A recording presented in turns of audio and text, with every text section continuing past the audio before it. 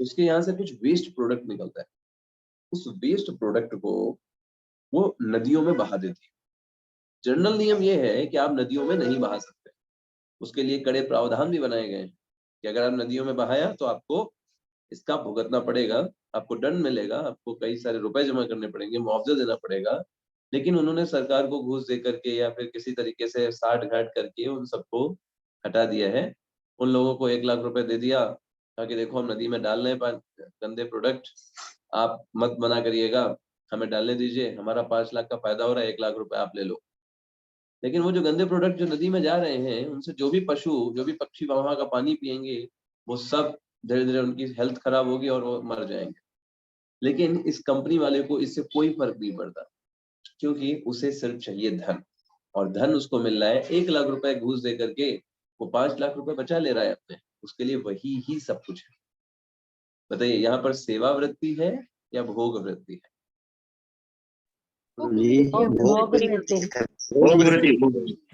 भोग वृत्ति के कारण वो व्यक्ति पागल हो गया। ऐसे मैं आपको कुछ और एग्जांपल देता हूँ मॉडर्न के। ऐसे तो शास्त्रों में बहुत सारे एग्जांपल्स हैं, लेकिन आपको मॉडर्न के एग्जांपल इसलिए दिए जा रहे थे कि आपको समझ में आए कि भाई ये अभी की बात है। जैसे आपने कभी देखा होगा ना, बहुत सारे जो मुर्गे मुर्गियां होते हैं उनको एक छोटे से बड़े कंजेस्टेड प्लेस में दबा दबा कर ठूस ठूस के भरा जाता है उन मुर्गों को, है ना। कोई उल्टा टंगा होता है, कोई एक के ऊपर एक होता है, वो बेचारे हिल भी नहीं पाते, ऐसे कंजेस्टेड वे में उनको लेके जाया जा रहा होता है, और आपको पता है क्या करने के लिए लेके जाया जा रहा होता है ना। यस, तो वहां पर भोग वृत्ति है या सेवा वृत्ति है? सेवा की जा रही है और भोग हो रहा है वहां। भोग प्रभु जी भोग हो रहा है। यस, और भोग के कारण कितना कष्ट मिल रहा है उनको, उससे दूसरे व्यक्ति को कोई फर्क नहीं पड़ता, टोटल आउट ऑफ कॉन्शियसनेस। ऐसे ही कई बार क्या होता है, कुछ गायें होती हैं तो उनको दूध निकालने के लिए मशीनों का प्रयोग किया जाता है। आपको पता है मशीनों, थन में क्या लगा दिया जाता है, मशीनों को लगा दिया जाता है, और मशीनें जो होती हैं वो दूध निकालती।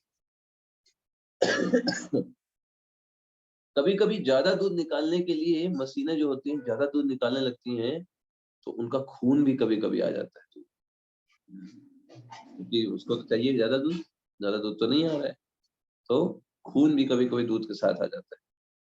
भोग वृत्ति है, सेवा वृत्ति। सेवा की जा रही, भोग किया जा रहा है। भोग वृत्ति। यस, तो ऐसे ही हम अपने जीवन में देख सकते हैं, आप अपने जीवन में अपने रिलेशंस में देख सकते हैं कहाँ पर भोग वृत्ति है, कहाँ पर सेवा वृत्ति। एक माता जो है अपने बच्चे को अपनी बहुत सारी तकलीफों के बावजूद, खुद बीमार होने के बावजूद भी अपने बच्चे को खाना खिलाती है, उसके लिए ड्रेस पहनाती है ना, उसको कितना भी इनकन्वीनियंस हो, लेकिन उसके लिए सारे उसके कंफर्ट का ध्यान रखती है। भोग वृत्ति है या सेवा वृत्ति? सेवा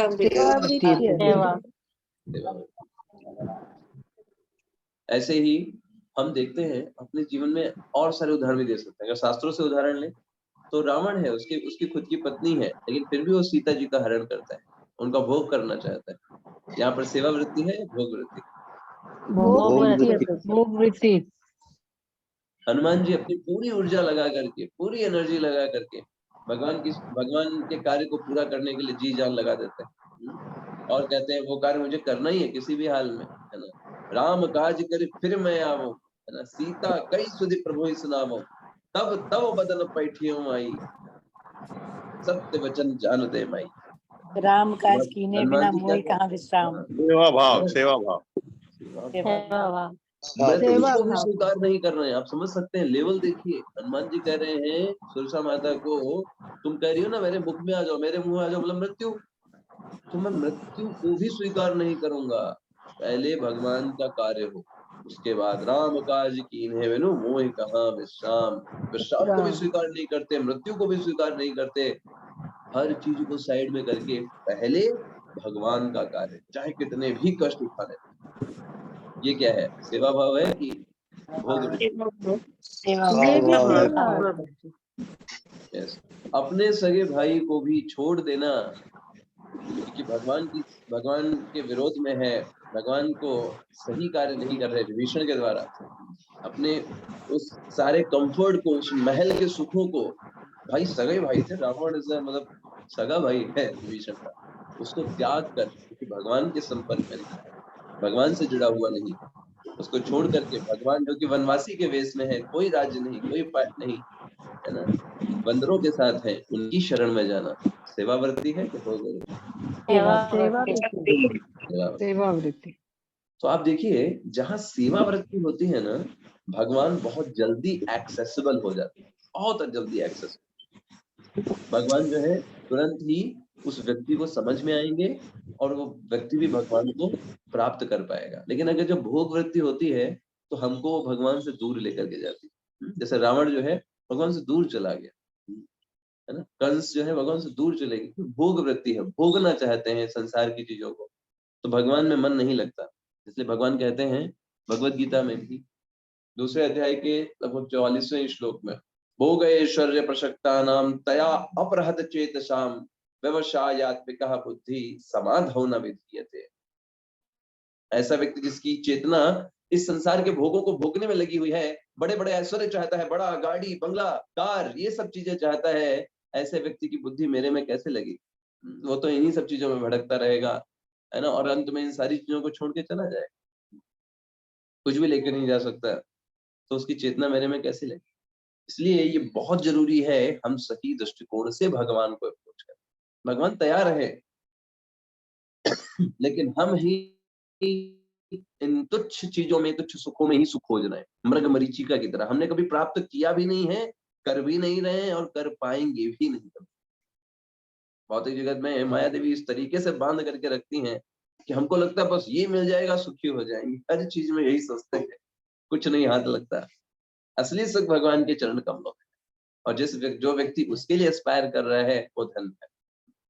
बाकी सब जो है बस हिरण की तरह दौड़ रहे हैं, है ना। आप देखिए एक तरफ हिरण्यकश्यपु है, रावण है, और एक तरफ हनुमान जी। सेवा भगवान का कार्य, अपना पूरा दम पूरी एनर्जी सब कुछ लगा देते हैं। तो ये चेतना, इसे कहते हैं सही चेतना। तो सही चेतना क्या होनी चाहिए? सही चेतना ये होनी चाहिए, इस संसार में जो कुछ भी वस्तु मैं देखता हूँ, देख रहा हूँ या कभी देखने वाला हूँ, उस सबका स्वामी मैं तो नहीं। आप इस बात को मानते हैं, एग्री करते हैं? यस। भाई इस संसार में ना हमने पहाड़ बनाए, ना पर्वत बनाए, ना नदी बनाए, ना मनुष्य बनाए, है ना, ये सब कुछ हमने तो निर्माण किया नहीं है। तो ये सब किसका है, किसकी प्रॉपर्टी है? ये सब भगवान की प्रॉपर्टी है प्रभु जी, भगवान की प्रॉपर्टी। और अगर भगवान की प्रॉपर्टी है तो हम अगर उन चीजों का प्रयोग कर रहे हैं तो हमारी चेतना क्या होनी चाहिए? ये चेतना होनी चाहिए भगवान की है, हम प्रयोग कर रहे हैं भगवान की सेवा। Yes, that is our concept. अगर ये हमारी चेतना है तब तो ठीक है। अगर हम सोचेंगे नहीं मेरी है, मैं भोग करूंगा, मैं एंजॉयर हूँ, वहां पर समस्या आ जाती। जैसे चेतना हिरण्यकश्यपु रावण की थी, मैं एंजॉय करूंगा, मेरा होना चाहिए। आप स्वामी नहीं है, आप सेवक है।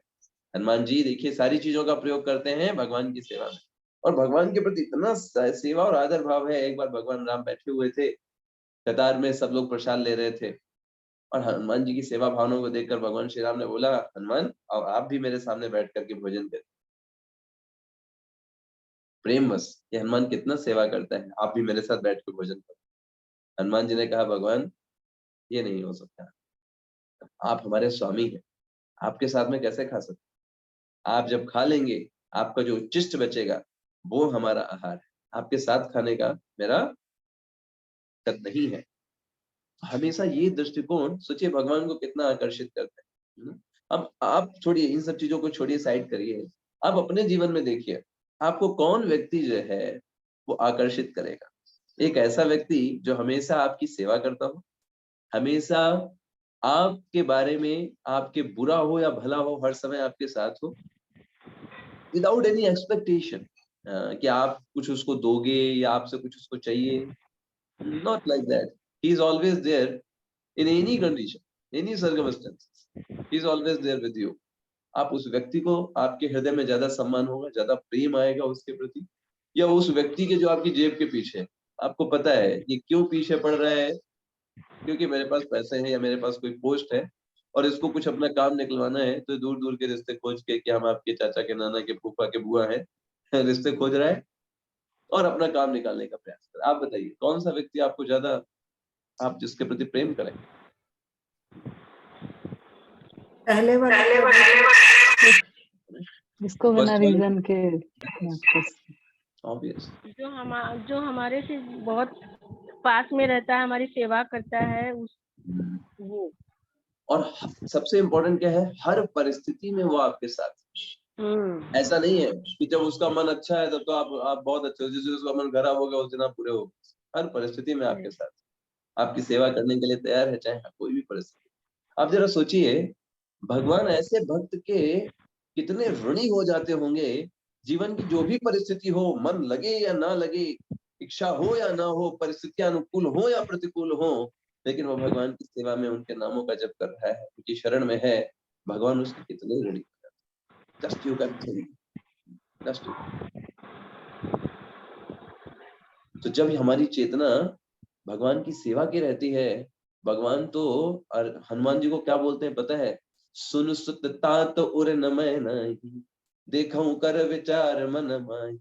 अपने विचार करके देखता हूँ, हे मेरे हनुमान, मैं तुमको कभी तुम्हारा ऋण नहीं चुका सकता। तुमने जो सेवाएं मेरे लिए की हैं वो कभी भी मैं नहीं चुका पाऊँ। भगवान इतने ऋणी हो जाते हैं। भगवान, हम जब एक भी बार भगवान का नाम लेते हैं ना, हरे कृष्ण, भगवान उसको नोट करते हैं, इस व्यक्ति ने मेरा नाम लिया है, कैसे इसको छोड़ दूं। भगवान नहीं छोड़ते, भगवान याद रखते हैं। और जितना आप भगवान का नाम लेते हो वो हर समय के लिए आपका काउंट है। चाहे किसी भी योनि में, किसी भी जन्म में आप जाइए, भगवान हमेशा याद रखेंगे, इस व्यक्ति ने मेरा नाम जप किया हुआ है, इतना बार जप किया हुआ है। भगवान आपको मौके देंगे, डिवोटीज का एसोसिएशन देंगे, आपको बार बार इस भौतिक जगत से निकालने का कार्य करेंगे, क्योंकि भगवान ऋणी हो जाता है। हमारा इतना नहीं कि हम भूल जाते हैं चीजों को, भगवान एक एक चीज याद रखते हैं। भगवान कृतज्ञ रहते हैं अपने भक्तों के, और हमेशा स्वयं भगवान भी सेवा करना चाहते हैं अपने भक्तों की। नहीं तो क्यों बनते हैं सारथी, क्यों धोते हैं सुदामा के पैर, अगर भगवान को सेवा नहीं करना है तो। भगवान हमेशा सारथी बनने के लिए तैयार है, पत्तल उठाने के लिए तैयार है ना। भगवान खुद सेवा करना चाहते हैं, हमको सिखाते हैं अपने आचरण से कैसे सेवा वृत्ति ही हमारे जीवन का सार। जब हमारे हृदय में सेवा है, जब हम भगवान का नाम जप करते हैं, ये भी सेवा है। भगवान कलयुग में भगवान की सबसे बड़ी सेवा क्या है, भगवान के नामों का जप करना। हरे कृष्ण कृष्ण कृष्ण हरे हरे, हरे राम राम राम हरे।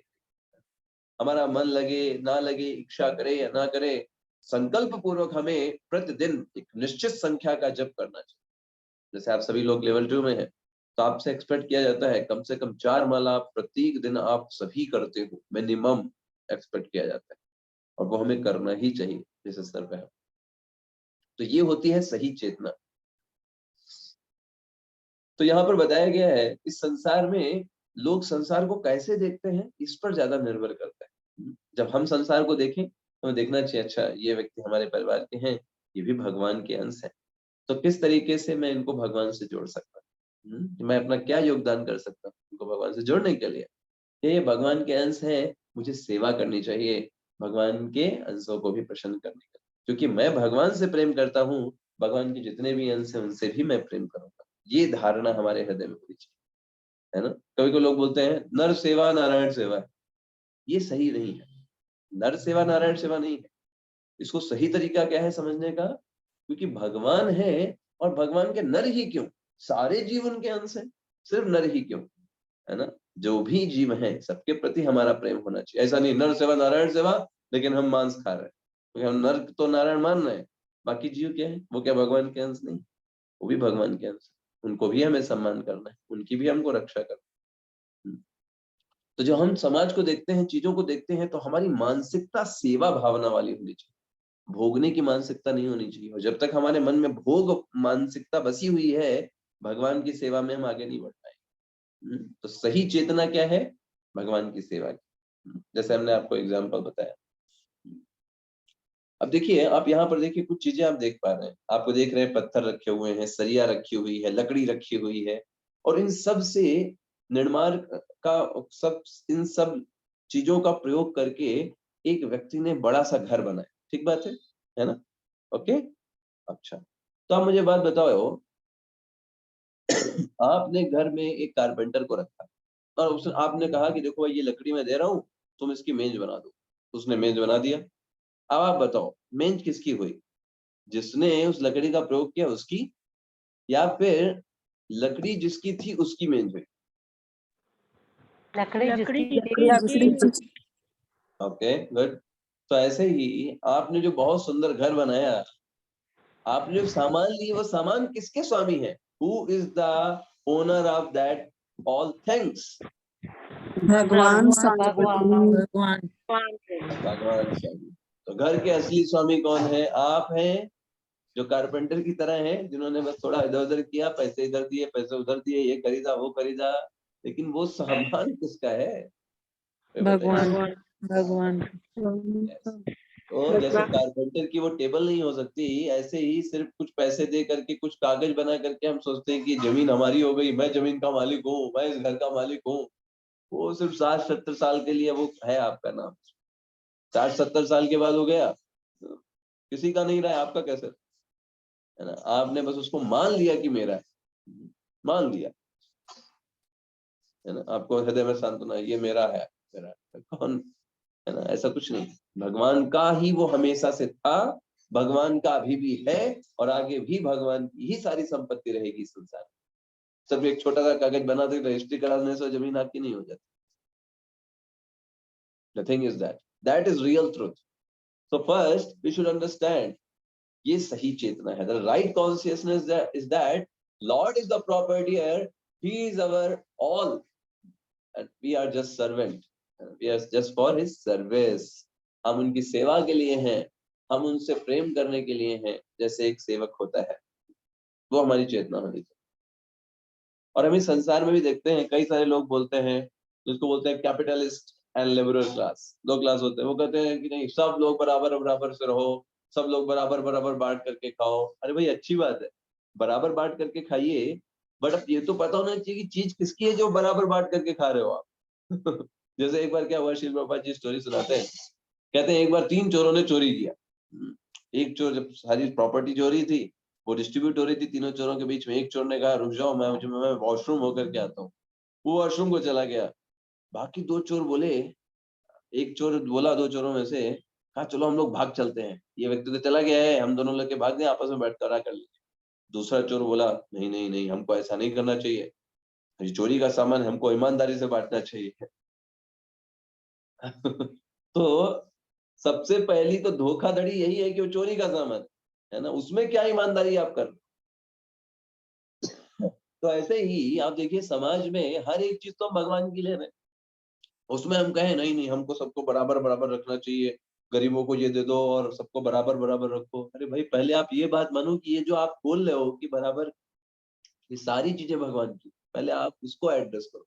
जो सब चीजें भगवान की है, तब आप दूसरों को डिस्ट्रीब्यूट करो उनका अंश समझ करके। That is the best, superficially नहीं। यस यस, एकदम माता जी पढ़िएगा क्या लिखा है। सही धारणा यही है कि ईश्वर स्वामी और हम उनके सेवक हैं। जहाँ भी चेतन प्राणी है उनका पालन पोषण करने वाला कोई स्वामी अवश्य है। गुरु वह धुरी है जिसके चारों ओर हर कोई और हर चीज घूमती है। उदाहरण के लिए घर पर पिता स्वामी है, एक स्कूल में एक हेडमास्टर ही मास्टर होता है, किसी कंपनी में सीईओ ही मालिक होता है, एक राज्य में मुख्यमंत्री और एक देश में प्रधानमंत्री। इसी प्रकार सभी लाखों ब्रह्मांडों में लाखों खरबों जीव हैं।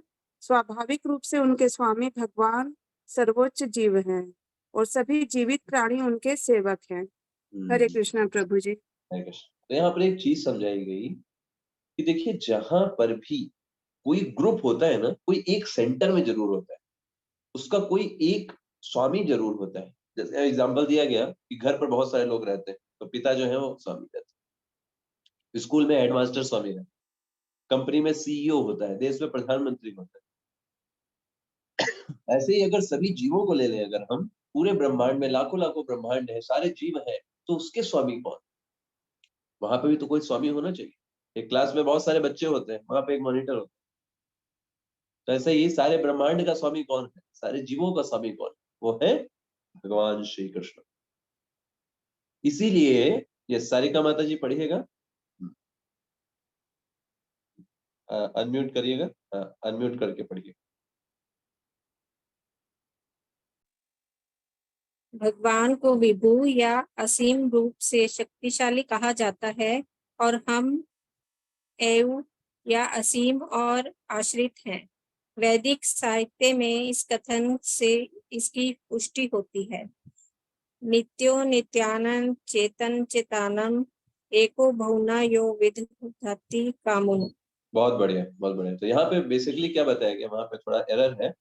भगवान को बोलते हैं विभु और हमको बोला जाता है अणु। भगवान विभु मतलब बहुत विशाल, सब कुछ को नियंत्रित करने वाला, और हम क्या कहलाते हैं, अणु कहलाते हैं। जस्ट विपरीत है। और इसीलिए कठोपनिषद में ये वाक्य बोला गया है, नित्यो नित्यानाम चेतनस चेतनानाम एको बहुनाम यो विदधाति कामः। भगवान कौन है? सारे नित्य जीवों में सबसे बड़े नित्य व्यक्ति हैं, सारे चेतन व्यक्तियों में सबसे बड़े चेतन व्यक्ति हैं, वो है भगवान। और वो एक है और ये सारे जीवों का पालन पोषण कर रहे हैं। आप देखिए, हर एक जीव को अलग अलग खाने के लिए चीजें चाहिए होती है ना। हमारा खाना अलग है, चींटी का खाना अलग है, छिपकली का खाना अलग है, काकरोच का खाना अलग है, मेढक का खाना अलग है, कीड़ों का खाना अलग है। कौन मेंटेन कर रहा है सबको? आप कर रहे हो क्या? नहीं, हम नहीं कर रहे। तो कौन कर रहा है? भगवान कर रहे हैं। एको बहुनाम यो विदधाति कामान, सारे जीवों को मेंटेन कर रहे हैं, है ना। इस संसार में देखिए बहुत सारे लोग आते हैं, वो सोचते हैं कि वो स्वामी, ऐसा सोच करके आते हैं। जैसे आप देखते हैं हिटलर, है ना। ऐसे अगर हम शास्त्रों में देखें तो दुर्योधन, या फिर अगर प्राचीन इतिहास में देखें तो अलेक्जेंडर, कंस, ये लोग भी आए ये सोच करके कि मैं स्वामी हूंगा, मैं सबको कंट्रोल करूंगा। लेकिन बताइए अभी कहाँ है? Where are now? Just out of the figure, है ना, आउट ऑफ द वर्ल्ड। भेज दिया गया बाहर उनको, क्योंकि कोई भी भगवान नहीं बन सकते। हम जीव हैं, हमेशा भगवान की सेवा में रहेंगे, कभी भी हम स्वामी नहीं बन सकते। और जब हम स्वामी बनना चाहते हैं, हम अपने लिए दुखों को आमंत्रित करते हैं, है ना। हिटलर की कितनी दुखदायी मृत्यु हुई, अलेक्जेंडर कितनी बुरी तरीके से मारा गया, है ना। क्या दशा दुर्योधन और कंस की हुई। जो भी स्वामी बनना चाहते हैं, वो अपने लिए दुखों को आमंत्रित करते हैं। यस, चलिए, तो अभी आपके लिए क्विज है। सही संकल्पना क्या है? यस, आपको भरना है लेफ्ट साइड से।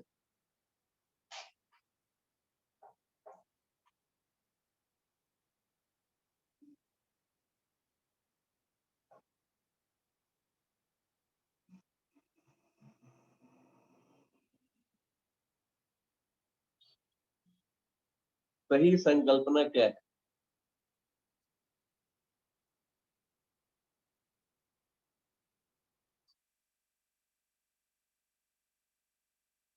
यस, सेवा की संकल्पना। यस, सेवा, ये सही संकल्पना है।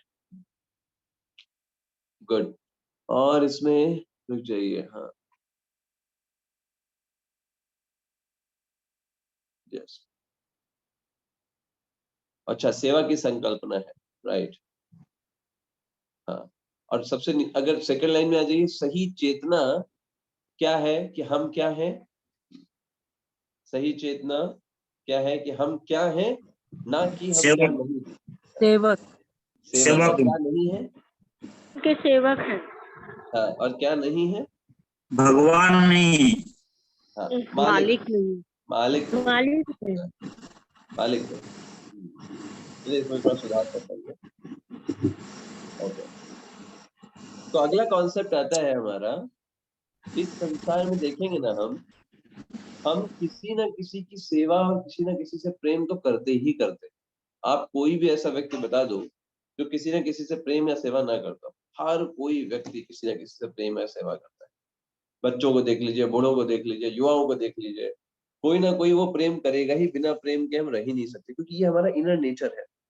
एक्चुअल में वो प्रेम हमारा भगवान के लिए होना चाहिए, लेकिन जब वो भगवान को आरोपित नहीं होता है, तो वो उन लोगों के प्रति या उन वस्तुओं के प्रति आरोपित हो जाता है जो कि स्थायी नहीं है। यस, तो वो अपने आप वही प्रेम विकृत रूप से उन लोगों के प्रति आरोपित हो जाता है। सही तरीके से क्या हो कि वो भगवान के प्रति आरोपित हो। जैसे देखिए, लोग जो है अनेक प्रकार से आप देखेंगे, एक परिवार में लोग सभी की सेवाएं करते हैं। जब कोई परिवार में नहीं बचता है, तो कुत्ता पाल लेते हैं, कुत्ता की सेवा करने लगता है।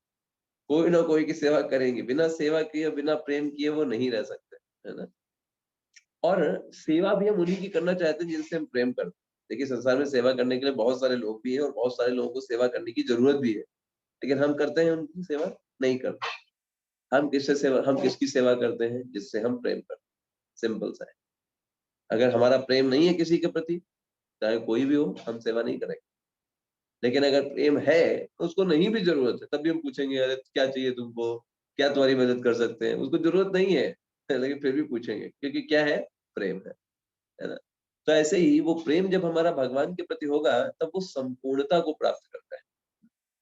जैसे आप देखिए इस फोटो में भी देखिए, कुत्ते, गधे, गाय, बैल, ये सब निचले जानवर हैं, है ना। ये सब भी मनुष्य की सेवा करते हैं, है ना। करते हैं कि नहीं करते? अगर कोई एक ग्रेजुएट इंजीनियर है, वो अपने बॉस की सेवा करता है। वो देर रात तक काम करता रहता है, एक्स्ट्रा जॉब करता है, क्यों? मालिक को प्रसन्न करने के लिए, बॉस को प्रसन्न करने के लिए, है ना। बॉस जब चला जाता है कभी तभी कंपनी छोड़ेगा, उसको दिखाएगा भाई हम आपको क्या करना चाहते हैं, आपकी सेवा करना चाहते हैं। तो हर कोई व्यक्ति इस संसार में सेवा और प्रेम के द्वारा दूसरों को प्रभावित करना चाहता है, लेकिन फर्क है। जैसे एक सेवक जो बॉस को प्रसन्न करने के लिए देर रात तक रुकता है, उसका मुख्य उद्देश्य प्रसन्न करना नहीं होता है ना। वो तो चाहता है बॉस आए ही ना, है ना, ताकि हम आराम से जैसा मनो वैसे काम करें। एक वो कॉन्सियसनेस होती है। दूसरी कॉन्सियसनेस जो होती है, हम घर में सेवाएं करते हैं, है ना। तो हम घर में ऐसा नहीं सोचते अरे बच्चे स्कूल गए, अरे बच्चे स्कूल से ना आए ज्यादा अच्छा है, हमको खाना बनाना पड़ेगा, है ना, ऐसा सोचते हैं क्या? लेकिन जब बाहर काम करने जाते हैं वहां सोचते हैं अरे बॉस ना आए बढ़िया है, थोड़ा बहुत दिमाग खाता है, बहुत परेशान करता है, आज नहीं आएगा तो अच्छा रहेगा, है ना। तो वहां अंतर हो जाता है। जब हमारा प्रेम जो है वास्तविक होता है, तो हम कठिनाइयां भी हमें अच्छी लगती है ना। बच्चों के लिए खाना बनाना ऐसा नहीं कि आसान काम है, गर्मियों के दिन भी माताएं बनाती, लेकिन क्योंकि प्रेम है ना, तो वो खाना बनाना भी हमको कैसा लगता है? अच्छा लगता है, भले उसमें कष्ट हो रहा है। लेकिन जब प्रेम नहीं होता है तो बॉस हमको पैसे भी दे रहा है, आप सोचिए पैसे भी दे रहा है हर महीने के एंड में, लेकिन फिर भी हम चाहते हैं हमको काम ना करना पड़े, हम किसी ना किसी प्रकार की मक्कारी करेंगे या कुछ ना कुछ ऐसा करेंगे जिससे हम कुछ तो बचने का प्रयास करेंगे वहां पर। इवन हम देखिए बहुत बड़े खूंखार जानवर भी, शेर बाघ जैसे जानवर भी सेवा कर रहे हैं, प्रेम कर रहे हैं अपनी माता के प्रति। ऐसा हम सोचते हैं शेर तो बड़ा खूंखार है, लेकिन वो भी प्रेम करते हैं। बिना प्रेम के कोई नहीं रह सकता, है ना? कस्टमर जो है वो पैसे देते हैं, पैसे दे करके उस व्यक्ति की सेवा करते हैं, और जो दुकानदार होता है वो कस्टमर की सेवा करता है, उन तक चीजें पहुंचा कर। लेकिन हमारा जो प्रेम है वो कितना स्तर तक आगे बढ़ रहा है इस पर डिपेंड करता है। जैसे फॉर एग्जाम्पल कोई व्यक्ति सोच रहा है मैं मेरे परिवार को प्रेम करता हूँ, दैट्स ऑल, मेरे परिवार में सब लोग ठीक है, तो मुझे कोई फर्क नहीं पड़ता बाहर क्या हो रहा है, किसको क्या प्रॉब्लम है। तो उसका प्रेम कहाँ तक सीमित है? बस उसके परिवार तक सीमित, ठीक। दूसरे व्यक्ति ने बोला मैं क्षत्रिय समाज से बिलोंग करता हूँ, मैं क्षत्रिय लोगों को कुछ नहीं होना चाहिए, हम क्षत्रिय समाज के हैं, और क्षत्रिय समाज को अपना मानता है। तो उसका प्रेम सिर्फ क्षत्रिय समाज तक ही सीमित है, बाकी कोई और समाज आएगा तो कहेगा हमें क्या, हम तो क्षत्रिय समाज को मेंटेन कर रहे हैं बस, ठीक है। फिर थोड़ा और आगे बढ़ता है तो प्रेम को थोड़ा और विस्तार होता है, हम हिंदू धर्म है, हिंदू धर्म के भाई बहनों को कुछ नहीं होना चाहिए, बाकी कोई भाई बहनों को कुछ भी हो, हमें क्या करना है, हमारे पास हिंदू है, बस हिंदू वाले ही सिर्फ हमारे अपने, बाकी सब लोग हैं, हमें कोई फर्क नहीं पड़ता, कोई कुछ भी हो, हमारे कोई भाई बहन नहीं। प्रेम जो है उसका विस्तार हो रहा है, देखिए। फिर और प्रेम विस्तार होता है, सब कहते हैं वसुधैव कुटुंबकम, पूरे इस संसार के सारे जो मनुष्य हैं वो सब हमारे भाई बहन हैं, हम सब पूरा एक परिवार है, हम सबको प्रेम करते हैं, लेकिन मांसाहार करेंगे, सबको भाई बहन मानेंगे, लेकिन पशुओं को मार करके खा जाएंगे। प्रेम की कमी है। फिर उसको भी आगे उनका प्रेम बढ़ेगा, तो इस ब्रह्मांड को प्रेम करेंगे, दूसरे ब्रह्मांड के जीवों के प्रति अपराध करेंगे। कहने का आशय क्या है, हमारा प्रेम जो है वो तब तक अधूरा रह जाएगा जब तक उस प्रेम को हम भगवान से जोड़ेंगे नहीं। जैसे ही वो हमारा प्रेम जो है भगवान से जुड़ जाता है, हमारा प्रेम जो है वो पूरा हो जाता है। और बिना भगवान के प्रेम के वो प्रेम हमेशा हमारा अधूरा रहेगा। हम एक व्यक्ति को प्रेम करेंगे, दूसरों के प्रति ध्यान नहीं देंगे, क्योंकि उसको तो मानते ही नहीं है भगवान के। लेकिन जब भगवान से हम प्रेम करते हैं तो भगवान के सारे अंशों से प्रेम करेंगे, भगवान की सारी वस्तुओं से प्रेम करेंगे, भगवान के द्वारा भेजी गई हर एक परिस्थिति से प्रेम करेंगे। यस, भगवान का गिफ्ट मान करके। इसलिए कोई प्रेम कब कंप्लीट हो सकता है? जब भगवान को उसको बनाया जाए। चलिए एक क्वेश्चन है यहाँ पर, इस दुनिया में लड़का लड़की से प्यार करता है और लड़की लड़के से प्यार करती है, माँ बच्चे से प्यार करती है, बच्चा माँ से प्यार करता है। इसलिए हम निष्कर्ष निकाल सकते हैं कि पहला, मूलतः हमें एक दूसरे से प्यार करना और खुशी से रहना सीखना होगा, यही जीवन का लक्ष्य है। दूसरा, मानवता के प्रति प्रेम का जीवन का सबसे बड़ा लक्ष्य है, क्योंकि हमें देश के लोगों के साथ एक जैसा व्यवहार करना चाहिए। तीसरा, भगवान के प्रति प्रेम, कृष्ण हमारे प्रेम को पूर्ण बनाते हैं, अन्यथा कृष्ण के बिना सभी का प्रेम अधूरा है। चौथा, सभी मनुष्यों के लिए भी प्रेम अधूरा है, क्योंकि ऐसे प्रेमी निचले प्राणियों को खाने के लिए घायल कर सकते हैं, मार सकते हैं, जो भगवान के बच्चे भी हैं। राइट, कई लोग आंसर कर रहे हैं चैट बॉक्स में, ठीक जा रहे हैं। ऑप्शन एक से ज्यादा भी हो सकते हैं, not that only one option is right.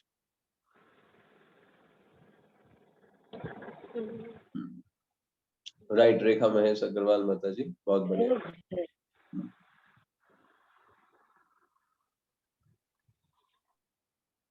तो जीवन का लक्ष्य ये नहीं है एक दूसरे से प्यार करना, ये जीवन का लक्ष्य नहीं। जीवन का लक्ष्य क्या है? पहला ऑप्शन है कि हमें एक दूसरे से प्यार करना, खुशी से रहना सीखना होगा। कैसे रहेंगे खुशी से? कुछ ना कुछ तो विपरीत होगा ही, कुछ ना कुछ तो अपोजिट होगा ही, नहीं रह पाएंगे खुशी से जब तक भगवान को आप सेंटर में नहीं लाए, है ना? रहेगा। जब आप ऐसा समझते हैं, एक एग्जांपल आपको देते हैं, आपने कभी अगर मैथ्स में देखा होगा तो सर्कल बनाया जाता है कंपास से, तो सर्कल का जब सेंटर फिक्स होता है ना, तब कोई भी सर्कल बनाएंगे, एक सर्कल दूसरे को कट नहीं करेगा, चाहे जितने भी सर्कल बना डालें। लेकिन जब आप सेंटर चेंज करते जाएंगे तभी सर्कल एक दूसरे को कट करता है। तो जब तक हमारे सेंटर में भगवान श्री कृष्ण है, तब तक हमारे विचारों में मतभेद हो सकता है, लेकिन हम एक दूसरे की सेवा और प्रेम करेंगे। या फिर आप देखिए, अगर आप एक नदी में एक कई सारे पत्थरों को एक ही जगह पर डालेंगे ना, तो नदियों की तरंगें आपस में टकराएंगी नहीं। लेकिन अगर अलग अलग जगह पे आप पत्थर डालोगे तो एक तरंग दूसरे तरंग को काटेगी। तो वैसे ही अगर हमारे जीवन में भगवान कृष्ण है तो हमारा हर एक प्रेम जो है वो संपूर्ण बन जाता है। लेकिन बिना भगवान कृष्ण के कोई भी प्रेम हो वो अधूरा ही है। क्यों? क्योंकि वो कोई ना कोई चीज हमको ऐसी प्रदान कर रहा है, जब वो मिल जाएगी या जब वो नहीं रहेगी हमारे प्रेम में कमी आ जाएगी। Yes, that's simple, very simple to understand. इस संसार में जितना भी हम प्रेम देखते हैं, वो प्रेम क्यों है? क्योंकि कुछ सर्टेन चीजें हैं, कुछ सर्टेन कंडीशंस हैं, इसलिए है। जब भगवान कृष्ण को हम लाते हैं उस संबंधों में, वो संबंध भी पूर्ण बन जाता है भगवान कृष्ण की उपस्थिति से। तो इसका आंसर सही होगा तीसरा और चौथा। अगर मनुष्यों में जो भी प्रेम है वो पूर्ण नहीं है, भले मनुष्य को प्रेम कर रहा है लेकिन निचले प्राणियों को भी खा ही रहा है, तो वो जो भगवान के बच्चे हैं, क्या पशु बच्चे नहीं है भगवान के, उनको मार के खा रहा है, तो उसका मनुष्यों के प्रति भी प्रेम जो है वो क्या है? अधूरा ही है, आप उसे पूर्ण नहीं बोल सकते। अपने आसपास की दुनिया का अवलोकन करने के बाद हम यह निष्कर्ष निकाल सकते हैं कि हमें सभी से प्रेम करना चाहिए, सभी मनुष्यों की सेवा करनी चाहिए, क्योंकि यह किसी भी सज्जन व्यक्ति की स्वाभाविक प्रवृत्ति। दूसरा, जब कोई हमसे प्यार करता है तो हमें बस उस प्यार का जवाब देना सीखना होता है, बस इतना ही। तीसरा, यदि हम कहते हैं कि हम किसी से प्रेम करते हैं तो वह हमारी सेवा द्वारा प्रदर्शित होना चाहिए। इसी तरह अगर हम कहते हैं कि हम भगवान से प्यार करते हैं तो हमें भगवान की सेवा और उन्हें प्रसन्न करके भगवान के प्रति अपना प्यार दिखाना हो। चौथा, सभी जीवित प्राणियों में हम देखते हैं प्रेम करना और सेवा करना उनका जन्मजात स्वभाव है। मूलतः आत्मा का स्वभाव ईश्वर की सेवा करना है। उस कर्तव्य को भूलकर आत्मा ने प्रेम और सेवा को अन्य प्राणियों की ओर मोड़ दिया है।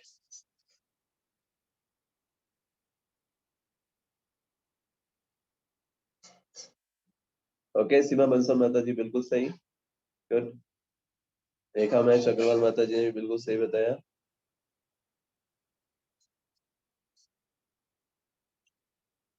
एकता माता जी बिल्कुल सही।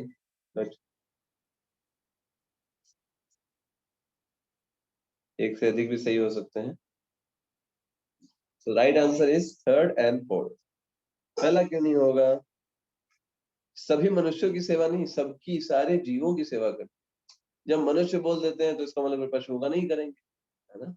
That is not right। जो भी है वो सब भगवान के अंश है। भगवत गीता 15वां अध्याय 7वां श्लोक, मम एवांशो जीवलोके जीवभूत सनातन मनः षष्ठान इंद्रियाणि प्रकृति स्थानि कर्षति। इस प्रकार से मेरा जीव जो है मेरा अंश है, अभी लेकिन इस भौतिक जगत में इन इंद्रियों के बीच में फंसा हुआ है। अब चलिए एक बहुत अच्छा एग्जांपल आपको देते हैं। आप देखिए यहाँ पर दो आपको फोटो दिख रहा है। एक तरफ एक वेटर है, वो स्माइल कर रहा है, आपसे बोल रहा है ओहो, है ना? दूसरी तरफ माँ भी है, वो भी स्माइल कर रही है, दोनों एक ही काम कर रहे हैं। वो भी खिला रहा है, ये भी खिला रहा है। अंतर क्या है बताइए, कोई भी बता सकते हैं? मदर वाला निस्वार्थ प्रेम है प्रभु जी, प्रेम और और खिला रही है। एक निस्वार्थ कर रहा है और एक स्वार्थ स्वार्थ पड़ता प्रेम है वेटर वाला। मदर कैसे वाला बता जो है सकते हैं? निस्वार्थ प्रेम है। निस्वार्थ प्रेम। वेटर पे कर रहा है, स्वार्थ के लिए कर रहा है, ऐसा कैसे कैसे? क्योंकि उसके बदले उसको पैसे मिल किस रहा है। मिलेगी? यस। माँ इतने प्यार से खिला रही है। मदर को तो प्रेम मिलने वाला। जैसे कभी कभी आप ट्रेन में जाइए ना, तो वहां पर आएंगे भज्जी, एकदम गरम भज्जी, अभी अभी निकाल के लाए भज्जी, समोसा खाइए, गरम समोसे, है ना? और लाए कब से, तो 3 दिन से समोसे बने हुए हैं, उन्हीं को उबाल उबाल करके ला रहे हैं आपके पास, है ना? क्यों ऐसा कर रहा है वो? आपसे प्रेम करते क्योंकि हैं, वहाँ आपकी प्रेम सेवा नहीं कर रहे हैं। स्वार्थ है। वहाँ प्रेम नहीं, वहाँ स्वार्थ है प्रभु जी, उसको पैसा कमाना है बस। हाँ, उसका मेन उद्देश्य मजबूरी है प्रभु पैसा जी। का। उसको उसका हेल्थ से मेन कोई है मतलब पैसा। नहीं है, कुछ भी। राइट। अच्छा, एक और एग्जांपल आपको देते हैं। कभी कभी आप करिए ना, आप ट्रेन से उतरते हैं, है ना?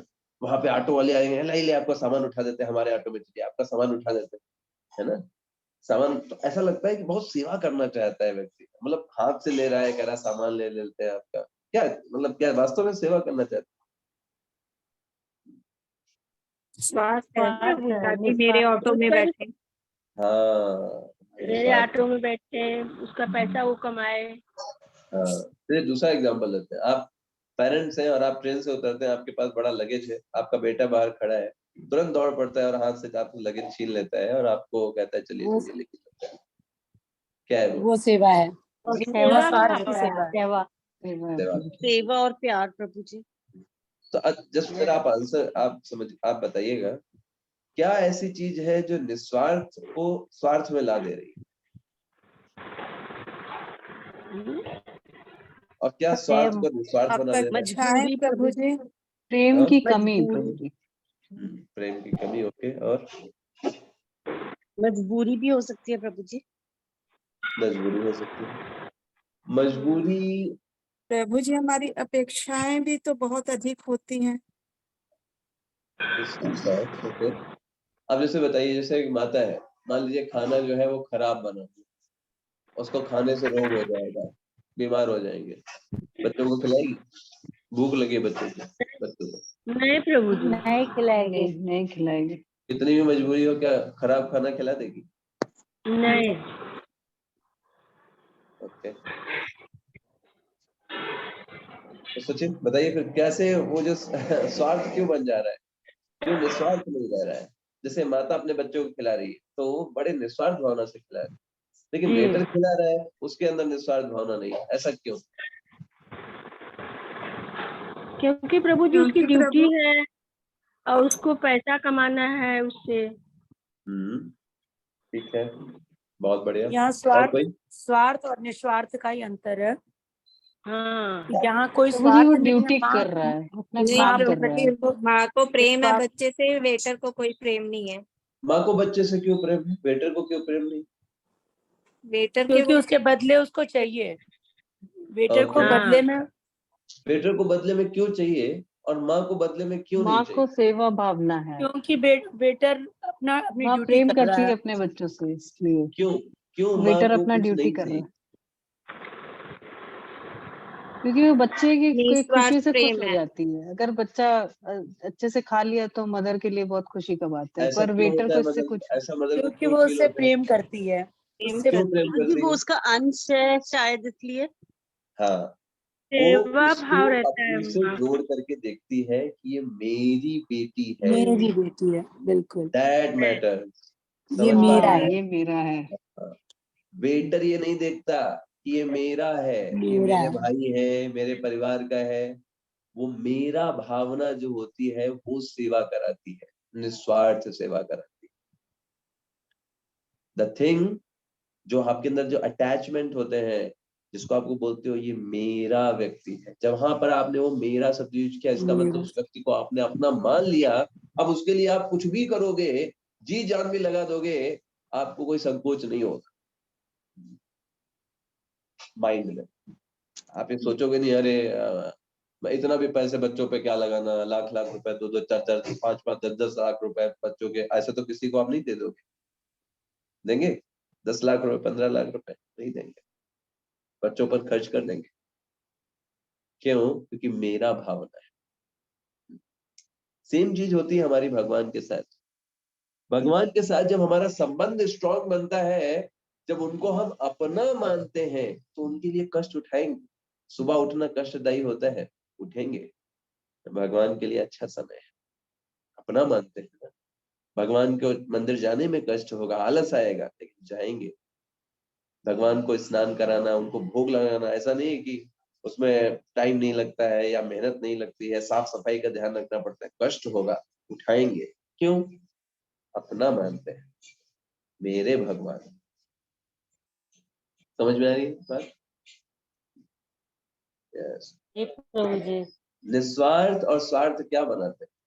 कभी कभी हम भगवान को स्वार्थ में प्रयोग करना, भगवान हमारा ये काम कर दो, भगवान हमारा वो काम कर दो, यही स्वार्थ भावना आ गई कि भगवान को हम टूल बना रहे हैं। जैसे वेटर जब देखता है कोई उसके रेस्टोरेंट में आया, तो कहता है चलो पैसे आए, पैसे पैसे, टिप मिलेगा, टिप मिलेगा। वो उन लोगों को भोग करने की दृष्टि से देख रहा है। लेकिन माता जो अपने बच्चे को खिला रही है, वो ये नहीं देख रही हो बड़े होकर के मुझको पैसा देगी, नहीं। वो क्या सोच रही है, इसको पोषण मिलेगा, मेरे लिए बस यही अच्छी चीज है। बड़ा होकर के हमको ना भी कुछ दे, बड़े होकर के कह दे पिताजी हम आपको जानते नहीं है, कोई फर्क नहीं पड़ता, उसके लिए हम कर भी नहीं रहे। ठीक है? ऐसे ही भगवान के लिए दृष्टिकोण कब आएगा? जब उनको हम अपना माने, मेरे परिवार के हैं, मेरे मेरे परिवार के स्वामी हैं, ठाकुर जी हैं, वो मालिक है, हम सेवक हैं।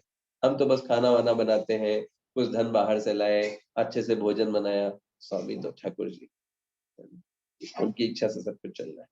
ये दृष्टिकोण जो मेरा भावना है ना, वो व्यक्ति को मेहनत कराती है। जैसे देखिए, ये व्यक्ति जो है, बॉस जब रहते हैं तो परेशान रहता है, बॉस चले जाते हैं तो आराम करता है, कहता है बढ़िया है, चलो बॉस नहीं, स्वामी नहीं है, अच्छी बात है, अब आराम कर रहे हैं। भगवान ऐसे स्वामी नहीं है। भगवान ऐसे स्वामी हैं कि उनके अंडर में जो कोई भी रहता है वो आनंद से रहता है। हनुमान जी देखिए कितने आनंद में रहते हैं भगवान की सेवा करते समय। भगवान इतने अच्छे स्वामी हैं, भौतिक जगत के स्वामियों की तरह नहीं। आप देखिए हमारे घर में जो माताएं होती हैं, कितनी मेहनत से बनाती हैं भोजन, किसकी प्रसन्नता के लिए बनाती है ना? बहुत पौष्टिक बनाती है। मान लीजिए माता को बोला जाए, अरे ये खराब तेल है ना, स्वाद लेकिन बहुत बढ़िया आएगा, पेट वेट खराब हो जाएगा बच्चों का, पति का, स्वाद बहुत बढ़िया आएगा, ये तेल डाल लो, सस्ता भी है, स्वाद तो बढ़िया मिलेगा, सब तारीफ भी करेंगे। बताइए माता डालेंगी?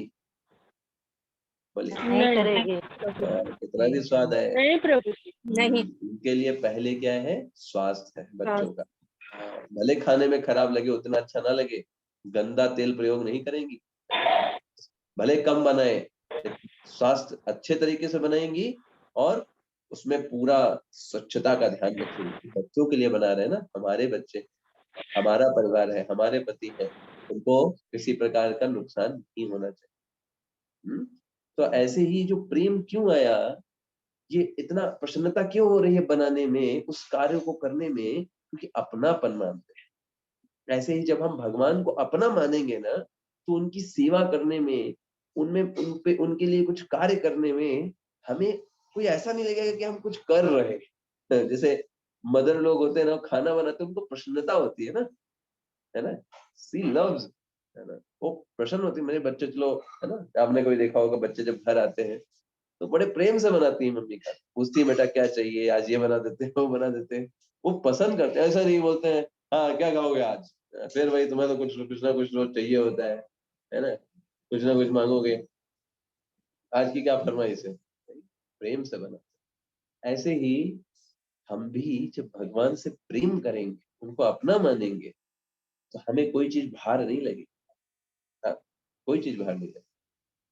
एक बार ऐसे ही राधे श्याम प्रभु अपना एक्सपीरियंस शेयर कर रहे थे, उन्होंने बताया, कहा देखो एक बार मैं ट्रेन में जा रहा था, तो ट्रेन में एक युवा स्त्री थी, तो उसके पास काफी बड़ा लगेज था, तो वो लगेज को चढ़ा रही थी, वहां पर तुरंत एक युवक दौड़ते हुए आया, अरे अरे लाइए मैं आपकी मदद कर देता हूँ, है ना, और उसने लगेज को उठा करके रख दिया, वहां पे आराम से रख दिया। तो राधे श्याम प्रभु शेयर कर रहे थे, वो कह रहे थे क्या आपको लगता है कि वो व्यक्ति मेरा लगेज उठाने आता? नहीं, वो नहीं उठाने, क्योंकि उसको उसको मुझसे अटैचमेंट नहीं है, वो उसको अटैचमेंट है, इसलिए वो उसकी सेवा करना चाहता है, उसको इम्प्रेस करना चाहता है, इसलिए अटैच। तो जिसका व्यक्ति का अटैचमेंट जिधर होता है वो सेवा वही ही करेगा, दैट इज सिंपल स्टेटमेंट।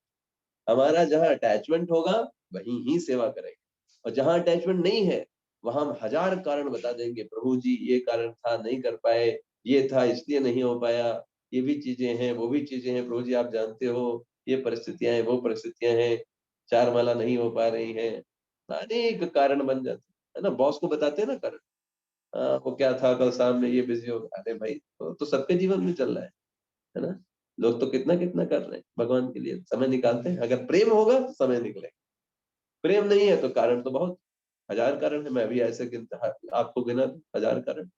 ग्रह कारण नाना जंजाला, जो गृहस्थ व्यक्ति है वो तो पूछो ही ना, उनके पास तो बहुत ही कारण है बताने के लिए, बेटे का एग्जाम था, पति की तबीयत खराब थी, है ना, सास ससुर ने ये बोल दिया, ये कर दिया, दोस्तों के यहाँ जाना था, पार्टी था, हजार कारण बता दो, जिसको करना है वो करेगा।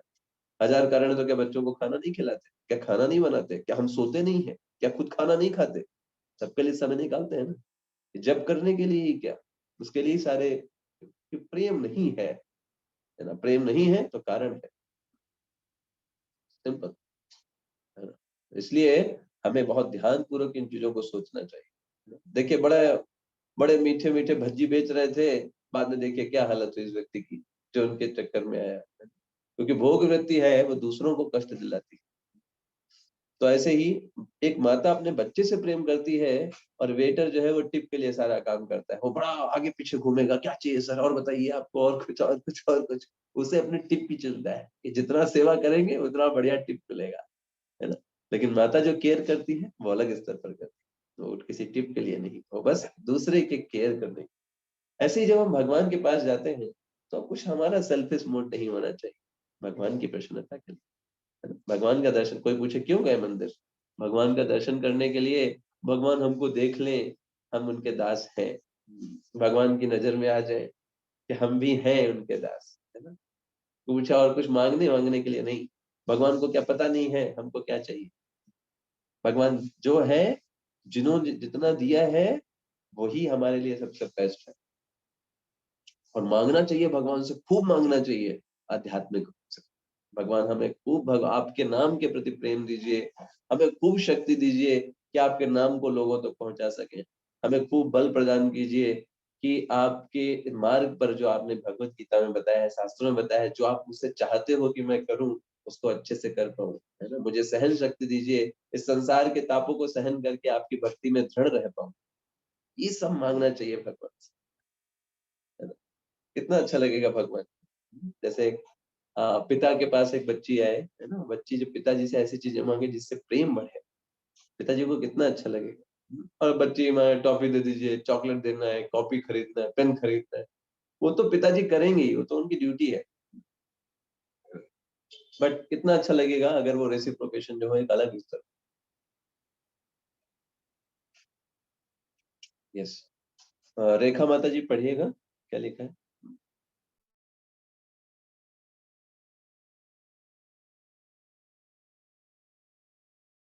अनम्यूट कर दीजिएगा माता जी, अनम्यूट कर दीजिएगा। यस, हरे कृष्ण। माता या पिता या मित्र के प्रेम का यह आदान प्रदान ही हमारे हृदय को छू जाता है, और यही वह प्यार है जिसे हम सभी हर पल अनुभव करना चाहते हैं। और जब हम दुनिया में बाहर जाते हैं तो इसकी चाहत रखते हैं, लेकिन यह प्रेम लगभग 80 से 100 वर्षों तक रहता है, जब तक हम इस भौतिक शरीर में रहते हैं, जिसके बाद हम सभी को अपना वर्तमान भौतिक शरीर त्यागना पड़ता है और दूसरे नए परिवार में जन्म लेना पड़ता है, जहाँ हमें एक और अस्थायी माँ और पिता मिलते हैं। हरे Yes. कृष्ण। हरे कृष्ण। तो ये जो माता पिता मित्रों का ये प्रेम है हमारे हृदय को कितना छूता है, हम कितना इंस्पायर करते हैं उन लोगों से बात करने में, है ना, अपने घर के लोगों को या मित्रों के साथ बैठ के कितना अच्छा लगता है हमको। लेकिन ये सिर्फ 80 या 100 वर्षों तक है। उसके बाद फिर हमको दूसरा शरीर लेना पड़ेगा, फिर कोई दूसरे माता पिता मिलेंगे, फिर कोई नए मित्र मिलेंगे। लेकिन दूसरी ओर हमारा वास्तविक प्रेम जो भगवान के प्रति है, अनंत काल तक हम जो भूले हुए उस प्रेम को, सीताराम लक्ष्मण के प्रति, है ना, लक्ष्मी नारायण के प्रति, भगवान श्री कृष्ण राधा के प्रति जो हमारा प्रेम है वो स्थायी प्रेम, वो कभी खत्म नहीं होता, जिसको हम भूले हुए हैं। यस। और इस जगत में तो हम सिर्फ क्या कर रहे हैं, इस फॉल्स प्रेम के पीछे भाग रहे हैं, अंधे बन करके, सत्यता को ना देखते हुए, है ना। लेकिन हमें इसलिए शास्त्र बताते हैं, उत्थिष्ठ जागृत पाप्य वरान्य बोधता, जागो नींद से और देखो आपके स्वामी भगवान श्री कृष्ण है, आपसे प्रेम हमेशा उत्सुक है, आपसे प्रेम का आदान प्रदान करने के लिए। हम नहीं करना चाहते, हम नहीं भगवान का नाम स्मरण करना चाहते और उनसे आदान प्रदान कर। श्रीमद् भागवतम में बहुत सुंदर श्लोक आता है कि कोई व्यक्ति कब प्रसन्न हो सकता है, तो वो सिर्फ एक ही तरीके से प्रसन्न हो सकता है, जीवात्मा। देखिए क्या होता है इस संसार में, हम लोग सोचते हैं कि हम सुखी हैं, लेकिन हमारी स्थिति कैसे है पता है? जैसे एक पानी के अंदर एक व्यक्ति को उल्टा कर दीजिए, तो उसके सर को पानी के अंदर डालिए तो फड़फड़ाएगा, है ना। फिर उसको ऊपर उठा दीजिए, वो कहेगा ओ बड़ा अच्छा लग रहा है, बहुत बढ़िया बहुत बढ़िया। फिर उसको सर कर उसका अंदर डाल दीजिए, फिर फड़फड़ाएगा, फिर उसको बाहर कर दीजिए, वो कहेगा हाँ स्वर्ग में आ गए, कितना अच्छा लग रहा है। वैसे ही इस संसार में अच्छा लग रहा है का मतलब क्या है कि बुरा चीज नहीं है उसको हम अच्छा मानते हैं। आप बात को समझ पा रहे हैं? शरीर में कोई कष्ट नहीं है, हाँ, बहुत अच्छा है जीवन, पूरा संसार देखिए कितना अच्छा है। कष्ट चालू हो गया, वो बड़ा बुरा चल रहा है, प्रभु जी क्या बताए, कमर का दर्द, पैर का दर्द ठीक हो गया, हाँ, सब तो अभी तो सब बढ़िया चल रहा है। बढ़िया कुछ नहीं है, वो बस थोड़े समय के लिए अब्सेंस है, उसको हमने बढ़िया मान लिया। आप समझ पा रहे हैं? प्रतिदिन डंडे पड़ रहे थे, एक दिन डंडे नहीं पड़े, हमने कहा वाह आज का दिन कितना अच्छा लग रहा है, कितना सुहावना दिन, आज तो डंडे भी नहीं पड़े। तो इस संसार का सुख वैसे ही सुख नहीं है, दुख की अनुपस्थिति को सुख मान करके हम जीवन जी लेते। हम सोचते हैं हाँ सुख दुख का मेल चल रहा है, सुख दुख नहीं है, दुख होता है और दुख नहीं होता है, दो स्थिति। आनंद तो भगवान की सेवा में, वो असली सुख है। इसलिए श्रीमद् भागवतम में श्लोक आता है, कोई जीव कब प्रसन्न हो सकता है, सवय पुंसा परो धर्मो यतो भक्तिर अधोक्षजे अहेतुक्य अप्रतिहता यजात्मा सुप्रसीदति। कोई व्यक्ति कोई जीवात्मा कब प्रसन्न हो सकता है, जब वो भगवान की शुद्ध भक्ति करे, तभी वो प्रसन्न हो सकता है। और वो शुद्ध भक्ति कैसी होनी चाहिए, अहेतुकी होनी चाहिए और अप्रतिहता होनी चाहिए। अहेतुकी का मतलब क्या होता है, कोई हेतु नहीं, कोई कारण नहीं कि जिसकी वजह से हम भगवान की सेवा कर रहे हैं, है ना। अच्छा ऐसा क्या है, अगर कोई कारण होगा तो जब कारण पूरा हो जाएगा भगवान की सेवा छोड़ दोगे, है ना। भगवान हमको पास करा देना, भगवान ने पास करा दिया, ठीक, अभी काम हमारा तुम्हारा हो गया, आदान प्रदान हो गया, सौदा पूरा हो गया, डील पूरी हो गई, अभी आप अपने रास्ते हम अपने रास्ते, है ना। जब कोई कारण ही नहीं है, भगवान स्वामी है, हम सेवक, हमें सेवा करनी, दैट्स ऑल। कोई कारण नहीं कि ये चीज करा दो तब सेवा, परिवार में सब कुछ अच्छा चलता रहेगा, हमारा हरे कृष्णा भी चलता रहेगा, परिवार में कुछ ढीला डाला हुआ तो वो भी रुक गया, तो फिर तो कारण के भरोसे चल रहा था कि भाई ये सब होना चाहिए, नहीं, कोई कारण नहीं। भगवान आप, मैं आपका दास हूँ, आपका सेवक हूँ, हमेशा रहूंगा, हमेशा था, हमेशा है, और आपकी सेवा चलती रहेगी irrespective of anything. And second, अप्रतिहता, कभी भी उसको रोका नहीं जा सकता। कोई कारण भी ना हो, अहेतुकी हो और किसी भी तरीके से रोकी ना जा सके, कोई भी उसे रोक ना सके। अप्रतिहता, रोज करना है भगवान का नाम जप, मन लगे ना लगे, परिस्थितियां अनुकूल हो प्रतिकूल हो। जिस तरह हम खाना खाते हैं, शरीर को जिस तरह खाने की आवश्यकता है, आत्मा को भगवान के नाम की आवश्यकता। कोई आपसे बोले ठीक है माता जी 4-5 दिन मत खाइएगा अगर कुछ अच्छा नहीं लग रहा है तो, वो क्या बात कर रहे हैं, कैसा भी हम खाना तो खाएंगे। कितना भी दुख हो आदमी खाना खाता है कि नहीं खाते? खाते खाना खाते हैं। पानी पीते हैं कि नहीं पीते? ऐसे ही आत्मा के लिए भगवान का नाम प्रत्येक दिन लेना चाहिए। और जब इस तरीके की कोई भक्ति करता है जो अहेतुकी हो, अप्रतिहता हो, तो यह आत्मा सुप्रसिद्धि, आत्मा प्रसन्न हो जाती है। वो क्यों प्रसन्न होती है? क्योंकि वो वही कार्य कर रही है जिसके लिए वो बनी हुई है। भगवान की सेवा, भगवान का प्रेम, इसी के लिए आत्मा है। यही उसका वास्तविक धर्म है उस जीव का। उस आत्मा को प्रसन्न करने के लिए कुछ अलग एंडेवर नहीं करना पड़ता। जैसे फॉर एग्जाम्पल एक पत्नी है, वो घर को पूरा मेंटेन करती है, साफ सुथरा रखती है। शाम को पति आता है, दिखता है घर बहुत साफ सुथरा है, सब चीजें अच्छे से मेंटेन की गई है, वो खुश हो जाता है। उसको खुश देख करके पत्नी भी खुश हो जाती है। पत्नी को अलग से खुश होने की जरूरत नहीं होती, पति की प्रसन्नता में ही पत्नी की प्रसन्नता। वैसे ही एक जीव की प्रसन्नता भगवान की प्रसन्नता में। That's the thing.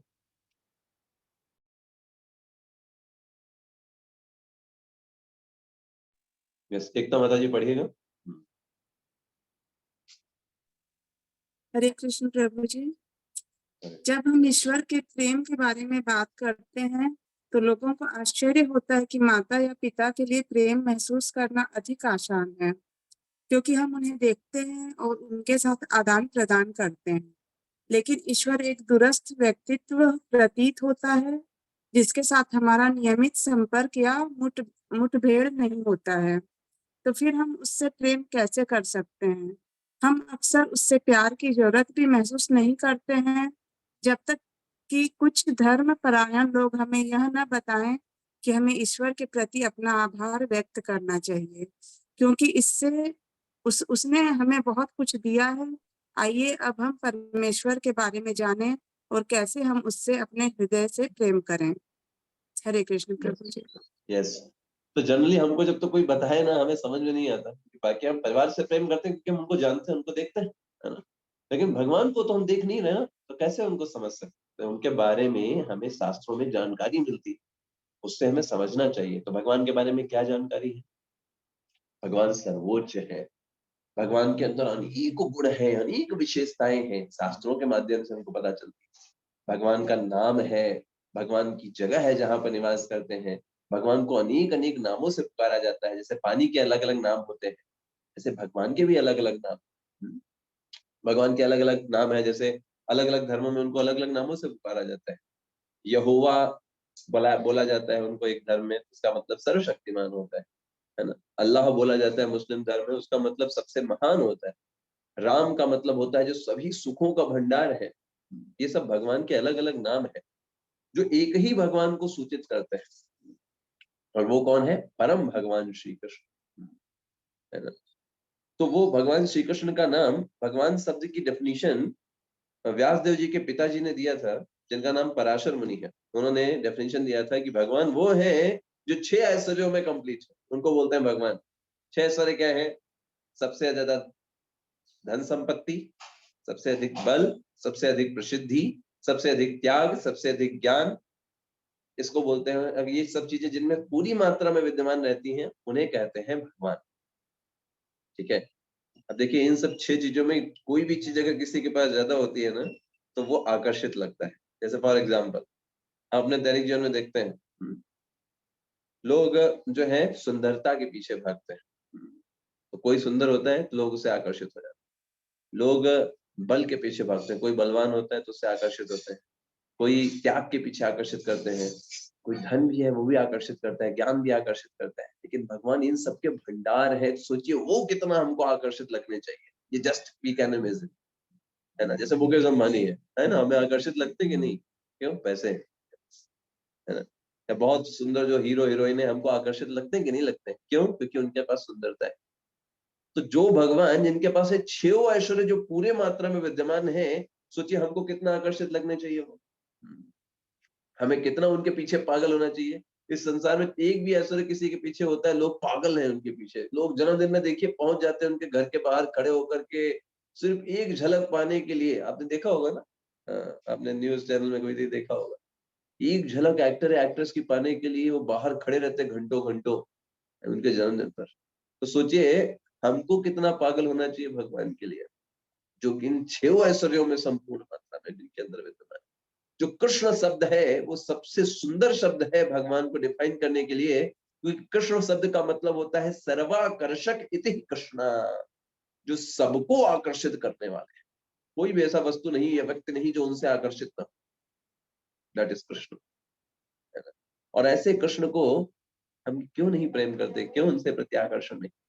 बाइबल में यीशु जी खुद स्वयं बताते हैं कि मैं भगवान का पुत्र हूँ, भगवान का पुत्र हूँ। ऐसे ही आप देखिए मुस्लिम धर्म में पैगंबर साहब बोलते हैं मैं भगवान का दूत हूँ। भगवत गीता में भगवान बोलते हैं मैं भगवान हूँ। सब तो एक ही चीज बता रहे हैं, है ना? यस, तो भगवान स्वयं बता रहे हैं कि मैं भगवान हूँ। तभी हमें किसी प्रकार का कोई कंफ्यूजन क्यों है? दुर्भाग्य से कई सारे लोग ऐसे हैं जो भगवान को एक साधारण व्यक्ति मानते, सोचते हैं कि बस 5000 साल पहले कोई एक व्यक्ति थे, है ना? इस तरीके से उन वो लोग जो होते हैं उनके बारे में भगवान स्वयं भगवत गीता में बोलते हैं अवजानन्ति माम मूढ़ा मानुषी तनुमाश्रितम परम भाव मजानन्तो मम भूत महेश्वरम। वो लोग मेरे परम इस भाव को नहीं जानते, इसलिए इस तरह की मूर्खता की बातें करते हैं। ऐसे लोगों को हमें शास्त्र प्रमाण देकर के बातों को समझाना चाहिए। भगवान सिर्फ बोलते नहीं है भगवान है, वो करके भी दिखाते हैं। अब मुझे बताइए इसमें आप कौन कौन सी लीलाएं देख रहे हैं इस फोटो में? विराट रूप का दर्शन है प्रभु जी। माता को और मुंह खोल के दिखा रहे हैं, मिट्टी करेक्ट। वाला। ब्रह्मांड भगवान सिर्फ बोलते यशोदा नहीं भी है। है कृष्ण भगवान की प्यार कर रही है। Correct, correct. यहाँ पर जो यशोदा माँ है वो भगवान कृष्ण के अर्जुन मुख को विराट में पूरे ब्रह्मांड को देख रही है। तो भगवान सिर्फ दिखाते नहीं है वो भगवान है, वो भगवान है ना? वरना क्या छोटे बच्चे के मुंह में पूरा ब्रह्मांड आ सकता है क्या? नहीं आ सकता। क्या 6 दिन का बच्चा पूतना जैसी राक्षसी को मार सकता है क्या? नहीं मार सकता। तो भगवान हमेशा भगवान होते हैं, कभी वो सामान्य व्यक्ति नहीं होते, है ना? इसीलिए भगवान ऐसी लीलाएं करते हैं ताकि हम भ्रमित ना हो। तो कई लोग ऐसे होते हैं जो भगवान को समान व्यक्ति मानते हैं। दूसरे कुछ लोग और भी मूर्ख होते हैं, वो भगवान को निराकार मानते हैं, कहते हैं भगवान एक बस प्रकाश है। लेकिन ये भी उनकी एक मूर्खता होती है, क्योंकि भगवान को पूरी तरीके से ना समझने के कारण। ऐसे कोई व्यक्ति ट्रेन को देखे, अगर बहुत दूर से देख रहा है तो उसे लगेगा सिर्फ प्रकाश है। ट्रेन पास में आएगी तब उसको समझ में आएगा कि ट्रेन में डिब्बे हैं, अंदर पंखे लगे हैं, एसी भी लगी हुई है, सब समझ में आएगा। ऐसे ही जब व्यक्ति कोई भगवान तत्व को सही से नहीं समझता, उसको लगता है बस एक प्रकाश है, निराकार है, उसको ये समझ में आता है। लेकिन अगर आप थोड़ा सा भी अपना दिमाग चलाइए ना, कोई भी निराकार जैसी चीज होती ही नहीं। जहां पर भी निराकार है उसके पीछे कोई ना कोई एक व्यक्ति रहता है। जैसे आप देखिए थिएटर में लाइट आ रही है, लाइट निराकार है, लेकिन उस लाइट को भेजने वाला एक व्यक्ति होता है, वो साकार है। बल्ब से लाइट आती है तो लाइट जो है वो निराकार है, लेकिन बल्ब जो है वो साकार है। तो सोचिए एक बार एक व्यक्ति था, तो वो एक डिवोटी से उनसे बोलने लगा कि भगवान निराकार होते हैं। तो डिवोटी ने समझाया कि आप सेवा नहीं करना चाहते इसलिए निराकार मानते हो, you don't want to serve. आप सेवा नहीं करना चाहते, साकार मानेंगे तो सेवा करना पड़ेगा। साकार मानेंगे तो भगवान को भोग बनाना पड़ेगा, भगवान को खिलाना पड़ेगा, भगवान को सुलाना पड़ेगा, और तुम ठहरे आलसी। तो तुम भगवान को बना दिए कि निराकार है, अब सेवा करने की जरूरत नहीं, क्योंकि जिसके हाथ नहीं, जिसका पैर नहीं, जिसका मुख नहीं, उसका क्या सेवा करोगे? किसको सिलाओगे? किसको भूख लगेगी? डिवोटी ने कहा तुम्हारे बच्चों का आकार है, तुम्हारी पत्नी का आकार है, तुम्हारे माता पिता का आकार है, भगवान ही तुमको मिले निराकार बनाने को। उनकी सेवा ना करनी पड़े तो निराकार, निराकार हो। तो सीधे सीधे कहो सेवा नहीं करना चाहे, क्यों इधर उधर घुमा रहे, है ना? That's the thing. तो सबका आकार है, हम सब, हमारे पत्नी का आकार है, बच्चों का आकार है, माता पिता का आकार है, भगवान निराकार है। वाह, बहुत बढ़िया। ऐसे ऐसे लोग मानसिकता वाले लोग। तो यहाँ पर देखिए, जिस प्रकार से आपके मान लीजिए आप एक घर में बैठे हुए हैं, अचानक से एक बॉल जो आती है आकर के आपकी टीवी पे धड़ाक से लगती है, टीवी फूट जाती है, सबसे पहला काम आप क्या करोगे?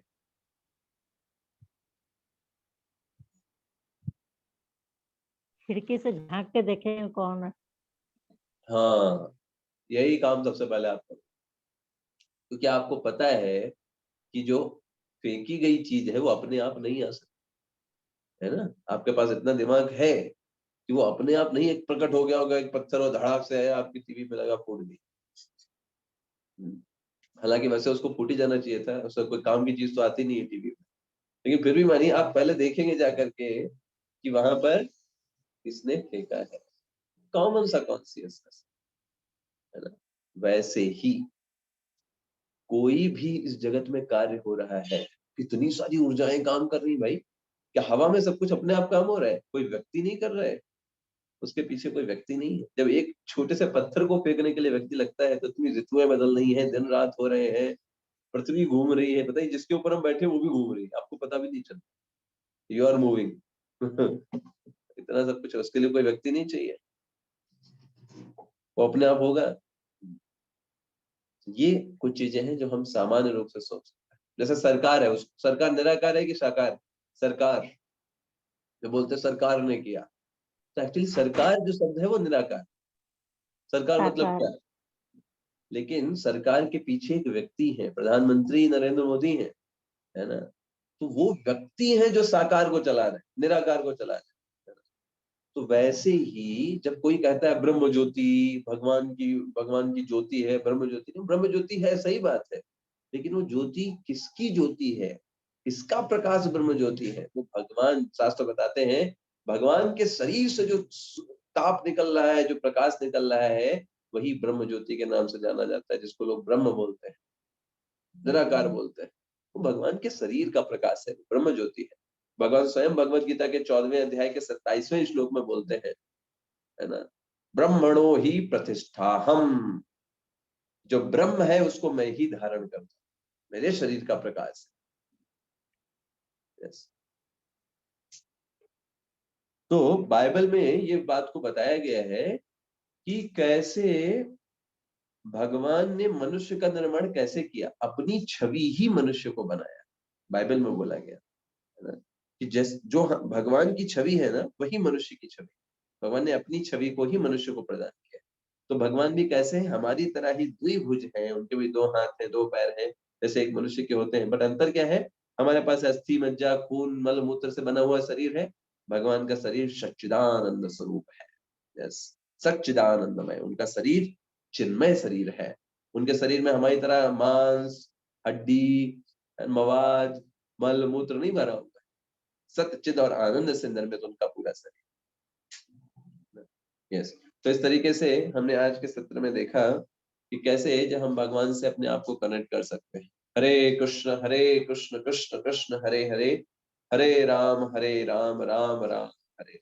तो मुख्य रूप से हमारा आज का जो विषय था उसमें ये था कि कैसे हम जब भगवान से अपने आप को कनेक्ट करते हैं तो हमारी वृत्ति जो होनी चाहिए वो सेवा वृत्ति होनी चाहिए, ना कि भोग वृत्ति। जब सेवा वृत्ति होगी तो वो भगवान को आकर्षित करती है और भगवान उससे आकर्षित हो जाते हैं।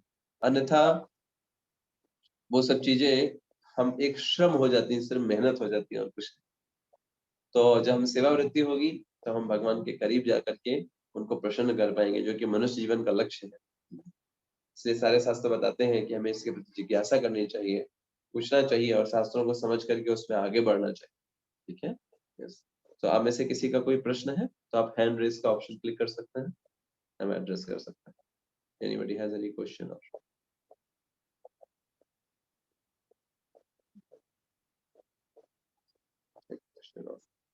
ओके, तो हम उम्मीद करते हैं और आशा करते हैं आप जितने भी लोग लेवल 2 में हैं, आप सभी लोग 4 माला का जप प्रत्येक दिन कर रहे होंगे निष्ठा पूर्वक, और अगर नहीं कर रहे हैं तो करने लग जाइए, अभी भी अधिक मास चल रहा है।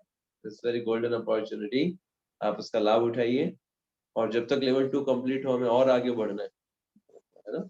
यस, तो जब 4 माला अच्छे से होगी तभी हम फिर आगे भी बढ़ सकते हैं, है ना। ठीक है, चलिए हम यहीं पे विराम देते हैं।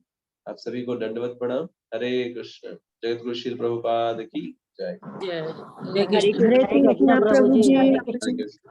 हरे कृष्ण। हरे कृष्ण। हरे कृष्ण प्रभु जी, हरे धन्यवाद कृष्ण। प्रणाम। हरे कृष्ण।